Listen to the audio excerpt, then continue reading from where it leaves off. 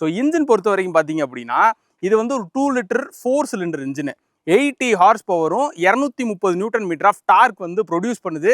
இந்த செக்மெண்ட்ல வந்து one of the leading torque வந்து இது ப்ரொடியூஸ் பண்ணுது. அண்ட் இன்ஜின் பொறுத்த வரைக்கும் பார்த்தீங்கன்னா இதுல வந்து 12 காம்பனன்ட்ஸ் வந்து இதுல புதுசாகவே பேட்டர்ன் பண்ணி இந்த இன்ஜினை வந்து மேக் பண்ணியிருக்கேன்னு சொல்லியிருக்காங்க. ஸோ மற்ற இன்ஜினை கம்பேர் பண்ணும்போது இது டியூரபிள் நல்லாவே இருக்கும். ஏற்கனவே நம்ம 3 சிலிண்டர் ஓட்டிட்டு 4 சிலிண்டர் ஓட்டும்போது அந்த வைப்ரேஷன்ஸு அப்புறம் வந்து திணறி ஏறுறது இது எல்லாமே கம்மியாக இருக்கும். ஸோ அதுவும் போக இன்ஜினோட லைஃப் வந்து இன்னும் இன்க்ரீஸ் பண்ணுறதுக்காண்டி இதையுமே கொடுக்குறாங்க. பொலிரோவோட நீங்கள் கம்பேர் பண்ணுறீங்க இல்லை யோதாவோட கம்பேர் பண்ணுறீங்க அப்படின்னா ஓரளவுக்கு டீசெண்டாக நம்மளுக்கு வந்து இது ப்ரொடியூஸ் பண்ணுது. நெக் டு நெக் கம்பீட் பண்ணுறதுக்கு ரொம்பவே யூஸ்ஃபுல்லாக இருக்கும் இந்த ஐஷர் ப்ரோ எக்ஸ். இதே நான் வந்து ஒரு ஜிவிடபிள்யூட கம்பேர் பண்ணோம் அப்படின்னா நீங்கள் கண்டிப்பாக டாட்டாவோட இன்ட்ரா சீரீஸோ இல்லைன்னா அசோக் லேலாண்டோட படாதோஸ் சீரீஸோ அதோட நீங்கள் கம்பேர் பண்ணலாம். என்ன அவங்க வந்து இன்ஜினில் வந்து ஒரு 1.5 லிட்டர் 3 சிலிண்டர் வருது, ஒரு சில இதில் 4 சிலிண்டர் வருது. ஸோ இப்படி கொடுத்துருக்கனால நம்மளால் இன்ஜினோட கம்பேர் பண்ண முடியல.